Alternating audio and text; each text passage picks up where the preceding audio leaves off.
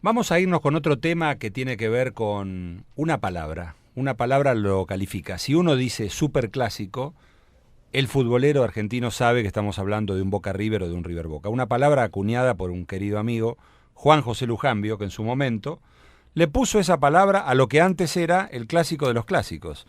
Dos equipos fundados en el barrio de La Boca, River en 1904, aunque digan en 1901, Boca fundado en 1905, que recién se vieron las caras en la segunda década del fútbol argentino y que le dieron vida a una rivalidad que se fue espaciando porque entre 1919 y 1926 Boca jugó en la Asociación Argentina y River en la Asociación Amateur.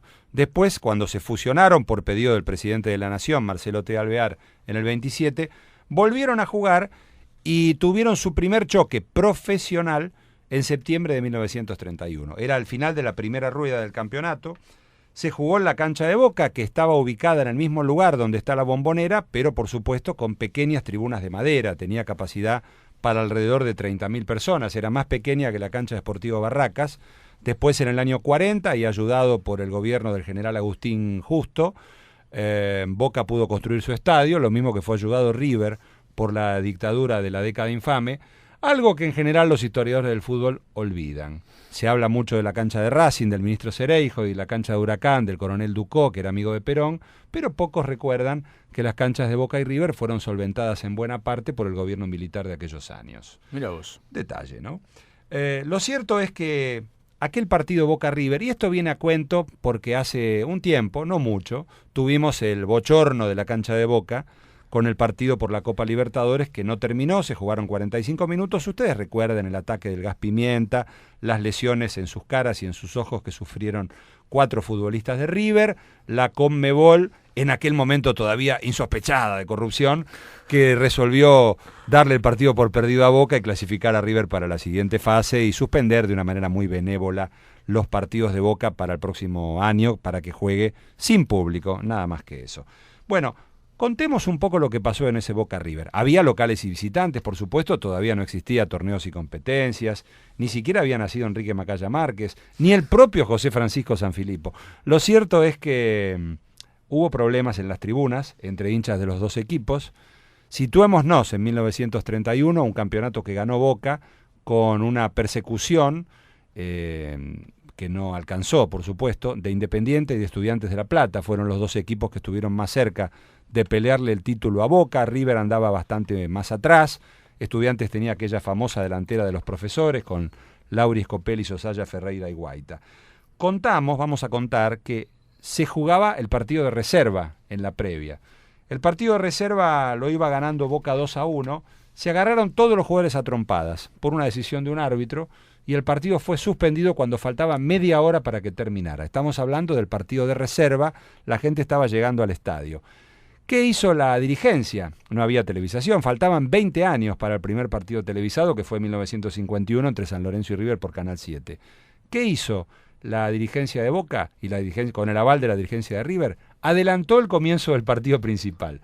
Estaban tan caldeados los ánimos y había dejado en estado de ebullición el incidente, la gresca entre los jugadores. Pero era al revés. Bueno, decidieron adelantar el partido.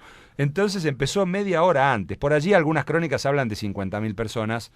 Damos fe que no entraban 50.000 personas. Pero entraban los socios adherentes, ¿o no? No, ¿sabes qué? Me parece que no, tampoco. Y la 12 todavía no estaba. Era una barra bullanguera, una barra molesta, como las barras que se habían formado ya en aquellos clubes, en casi todos los clubes del fútbol argentino, pero no a este nivel. Bueno, el partido empezó.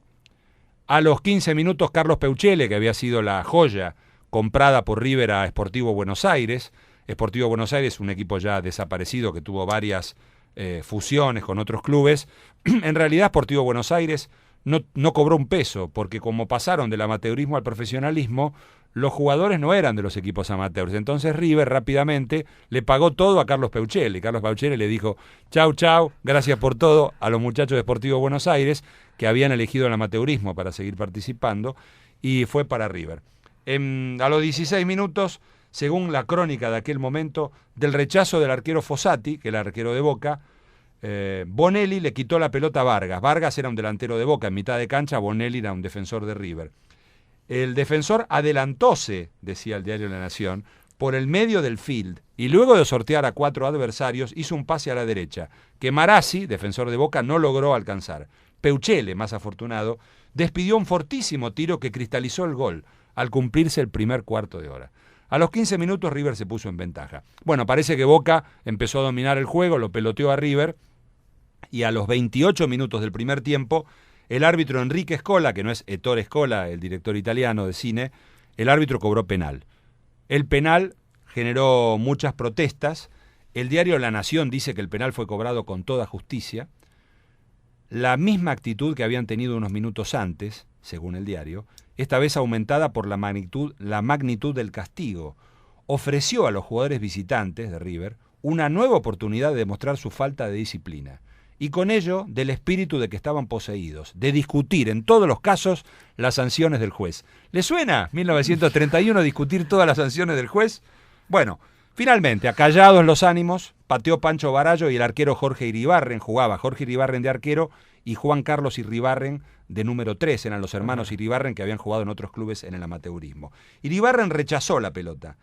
Por allí apareció Barallo, pateó de nuevo e Iribarren, en un esfuerzo supremo, alcanzó a tapar la pelota. Quedó la pelota otra vez allí, fueron de nuevo Iribarren arrojándose como un felino, imagino yo, y Barallo con los pies hacia adelante para meter la pelota en el arco. Ay, ya me duele. Chocaron, pero el pie de Barallo llegó primero y la pelota se metió en el arco de River y selló el empate.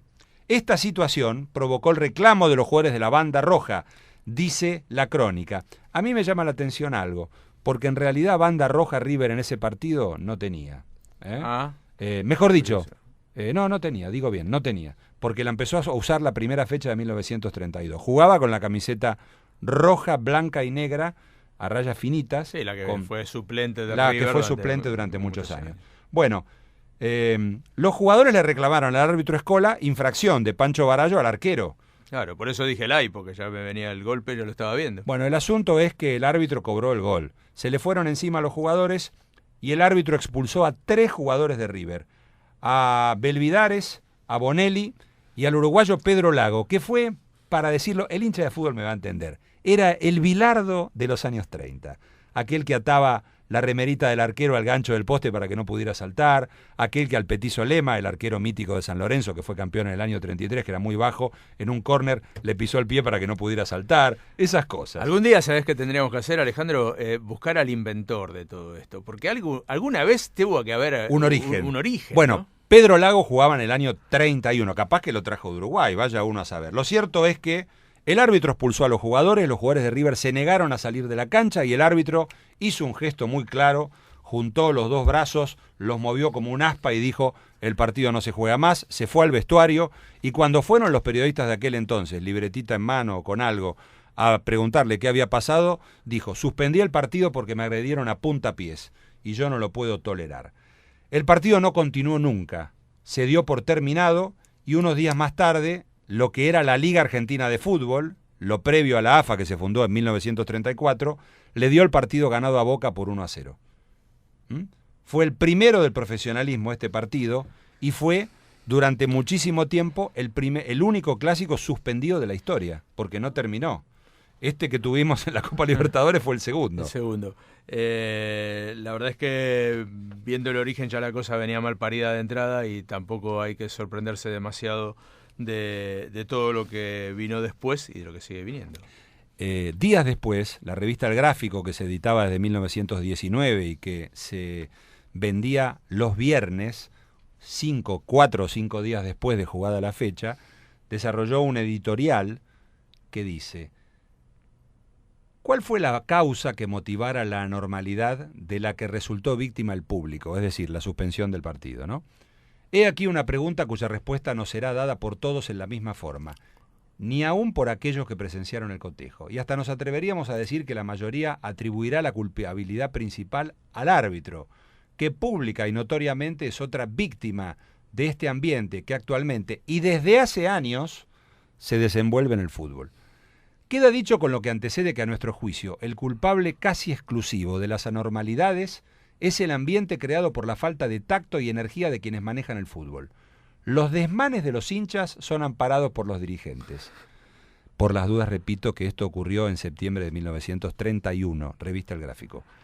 Los actos de indisciplina y falta de respeto a la autoridad de los jueces son protegidos por los dirigentes, y la impunidad y aliento al pequeño núcleo primero y al más grande después de los espectadores y jugadores incorrectos ha nacido el ambiente de desagrado, acritud, intolerancia y desborde de apasionamiento que hace crisis a cada momento en las canchas y determina la irregularidad de la marcha del fútbol, de las que todos se quejan, pero sin que nadie se sienta culpable, ni piense en la necesidad de corregirla con espíritu sano y amplia visión de las cosas.